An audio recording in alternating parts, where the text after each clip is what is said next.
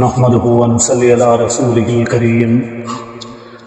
اما بعد فاعوذ بالله من الشيطان الرجيم بسم الله الرحمن الرحيم قال الله تبارك وتعالى في كلامه المجيد والفرقان الحميد وأتموا الحج والعمرة لله فإن أحصرتم فما استيسر من الهدي ولا تحلقوا رؤوسكم حتى يبلغ الهدي محله فمن كان منكم مريضا أو به أذى من رأسه ففدية من صيام أو صدقة أو نسك فإذا أمنتم صدق الله العلي العظيم۔ میرے واجب الاحترام خواتین و حضرات، ارشاد باری تعالی ہے وَأَتِمُّوا الْحَجَّ وَالْعُمْرَةَ لِلَّهِ۔ جب آپ حج کی نیت سے احرام باندھ لیں یا عمرے کی نیت کے ساتھ احرام باندھ لیں تو پھر اس حج اور عمرے کو مکمل کریں۔ اس کی تکمیل کے لیے پوری کوشش کریں۔ ہاں، اگر راستے میں کوئی مسئلہ درپیش ہو جائے یا کوئی ایسی وبا پھیل جائے یا خوف پیدا ہو جائے یا اسی طرح کسی دشمن کی خبر ملے اور ان وجوہات کی بنا پر عمرے کو مکمل نہ کیا جا سکے یا حج کی تکمیل نہ ہو سکے تو پھر چاہیے آپ اس کی قضا کریں اور اس قضا کے لیے کوشش کریں جتنا جلد ممکن ہو سکے اس ادائیگی کو مکمل کریں، بلا وجہ بلا ضرورت اسے طول نہ دیں، اس معاملے کے اندر تاخیر نہ کریں، بلکہ اللہ کی رضا کے لیے اس کو جلد از جلد مکمل کریں تاکہ یہ عبادت پایہ تکمیل کو پہنچ سکے۔ فَإِنْ أُحْصِرْتُمْ، بس اگر تم کو روک دیا جائے یا رکاوٹ پیدا ہو جائے، فَمَا اسْتَيْسَرَ مِنَ الْهَدْيِ، بس قربانی کریں جتنی آسانی کے ساتھ ہو جائے، یعنی اگر ہدی یا قربانی کا جانور ساتھ ہے تو اس کو ذبح کر لیں۔ اگر حج اور عمرہ کرنا ممکن نہیں، جس کے لیے آسانی ہو اس معاملے کو، اس کام کو اپنے انجام تک پہنچائیں۔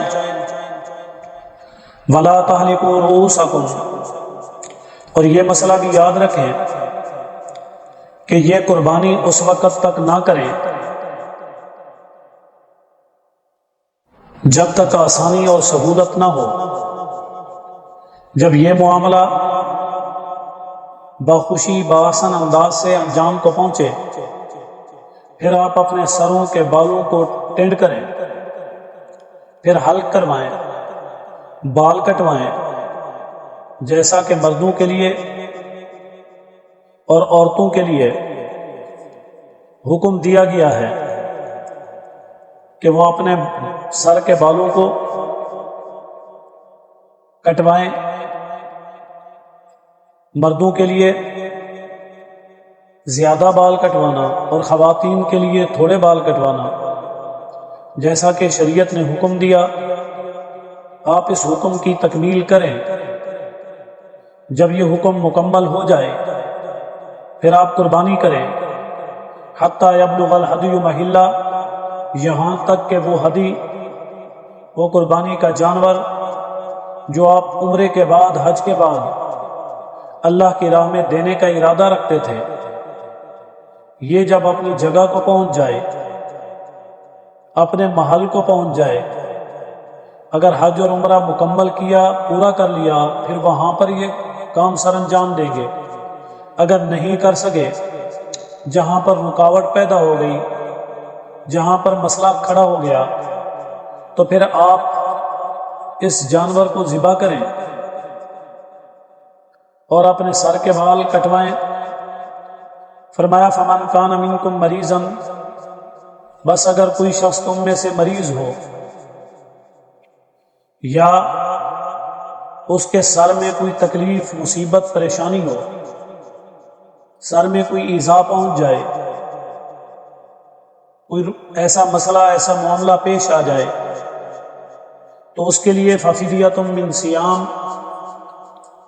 فدیے کے طور پر روزے رکھے۔ اب اس انسان کے لیے جس کے ساتھ یہ معاملہ پیش آیا، یا وہ اسی طرح مریض ہے، کسی تکلیف اور مصیبت میں ہے، تو پھر روزے کا فدیہ ادا کرے، یعنی روزے رکھے، اور صدقۃ، یا پھر صدقہ دے، اور نسک، یا قربانی کرے۔ اب ان تین چیزوں میں سے اسے جس چیز کی توفیق ہو، یعنی اگر قربانی کی استطاعت رکھتا ہے تو وہ قربانی کرے، اگر اتنی استطاعت نہیں رکھتا، درمیانے درجے کا اعتدال والا معاملہ، پھر صدقے کا ہے، پھر صدقہ عطا کرے۔ اگر اس کے پاس دونوں چیزیں ہی نہیں، قربانی کرنے کے لیے جانور نہیں، صدقہ دینے کے لیے مال نہیں، تو پھر اسے چاہیے کہ وہ روزے رکھے۔ اور یہ تمام چیزیں تب ہیں فَإِذَا أَمِنْتُمْ، جب کہ تم امن میں ہو، خیریت سے ہو، آسانی اور سہولت کے ساتھ ہو۔ ہاں، خوف اور مشکل، پریشانی، یا اسی طرح ایسی کیفیت کے اندر جب کہ اس کو اپنی جان کا خطرہ ہو، اس وقت یہ چیزیں نہیں، بلکہ جب سکون ہو، امن ہو، پھر چاہیے کہ ان میں سے کوئی نہ کوئی کام سر انجام دے۔